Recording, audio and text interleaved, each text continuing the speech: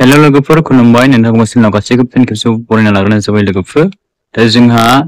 आसामनि स्किम अरुणोदय 3.0 नि latest updates फैदों लोगोफोर गोदान आपडेट्स दा बे जाहैबाय नोंथांमोननि अरुणोदयनि 3.0 खौहाय 17 सेप्टेम्बराव लन्च खालामगोन होननानै जोंहा आसामनि सीएम बिथां हिमन्त बिश्व शर्मा बिथाङाहाय फोसावना होदोंमोन एनाउन्स खालामनानै दा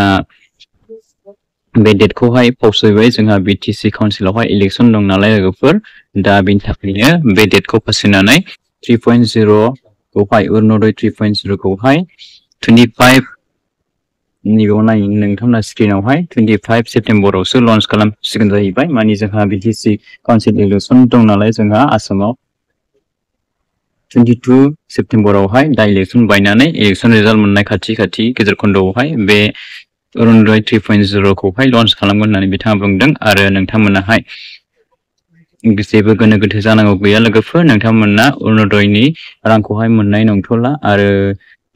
गुबुन स्टेटफोरनियाहाय मोननोबो हागौ जानो हागौ नाथाय जोंनि आसाम स्टेटनि बिटिआर आवहाय माखासे खामानिफोर प्रसेसफोर सोलिगासिनो दं नालाय आरो जोंहा ओरै इलेक्शननि माबा दं नालाय लोगोफोर दा बेनि थाखाय जोंनियाहाय बिटिआर नियाहाय हाबनाय नङा आरोखि दा नोंथांमोनाहाय नेनानै थानांसिगोन 25 तारिखआवसो फैसाखौ मोननो हासिगोन लोगोफोर नोंथांमोना दा बेवहाय अरुणोदय 3.0 आवहाय बेवहाय गोबां बुरजा 25,000 जन बेवहाय माबानायनि लादों दै लोगोफोर 25,000 निबो बारा बेवहाय मेम्बार्सफोरखौहाय सोसननायनि बेवहाय माबा लादों दा 38 प्लास माने 38 लाखनिबो गोबां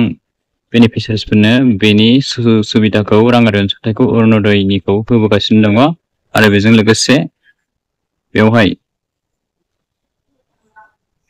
गोबां बुरजा सोसनबावगोन होननानै बिथाङा बे नैबे नटिसनि गेजेरजोंहाय फोरमायना होदों दै लोगोफोर दा बेवहाय नोंथांमोना 1250 मोनो पार मान्थ नोंथांमोनाहाय दा गेस सोनाय लेखा दङब्ला गेस सोयोब्ला नोंथांमोनाहाय 250 मोनदेरबावगोन प्लास 1500 जाहैगोन आरोखि एबार गोदाननिफ्राय 3.0 खौ जेब्ला लन्च खालामो नोंथांमोना गेस सोफादेरोब्ला 1500 फैसा मोननाय जागोन आरोखि दा बेनोमोन लोगोफोर लेटेस्ट आपडेट्सहाय अरुणोदयनि दा जेबो प्रसेसानो खामानियानो जायाखै जोंना बिटिआर ओनसोलावहाय दा 3.0 अरुणोदयखौहाय 17 सेप्टेम्बराव लन्च खालामगोन फैसाखौ सोना होगोन होनदोंमोन नालाय दा बेखौ डेटखौ फावसायनानै 25 सेप्टेम्बराव लानाय जाबाय दे लोगोफोर अरुणोदय 3.0 नि लन्च आरो फैसा सोनायनि डेटखौहाय 25 सेप्टेम्बरसिमावहाय नोंथांमोना नेनानै थालायदो नोंथांमोना नेनानै थाबानो जाबाय लोगोफोर दा बेनोमोन लोगोफोर नोंथांमोननि थाखाय आं बे भिडिअखौ गासै लेटेस्ट साननानै लाना फैनाय जाबाय नोंथांमोना भिडिअखौ आजासे लोगोफोरनि शेयार खालाम जाहाथे बयबो मिन्थियो गोनो गोथो जानो नाङा नोंथांमोना डाउट थानो नाङा लोगोफोर क्लियार जाबाय जानांगौ नोंथांमोना अरुणोदयनि फैसाखौ नोंथांमोना मोनथ'नाय नंला आरो जुदि नोंथांमोना गाबोनफोर जुदि बिटिआर ओनसोलनियाहाय मोनोब्ला नोंथांमोनाहाय बे कमेन्ट बक्सआव कमेन्ट खालामनानै खिन्थाहरबानो जाबाय दे लोगोफोर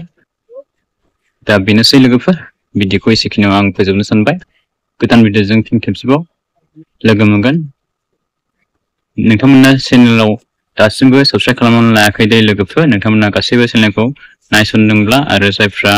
दासिमबो साबस्क्राइब खालामाखै नोंथांमोना चेनेलखौबो साबस्क्राइब खालामनानै लाग्रोजोबलायबानो जाबाय दे लोगोफोर जाहाथे बेबायदिनो नोंथांमोना इम्परटेन्ट लेटेस्ट इनफरमेटिभ आपडेट्सफोर मोनलांबाय थानो हायो बिदिब्ला लोगोफोर thank you for watching see you again bye bye and take care love you all bye bye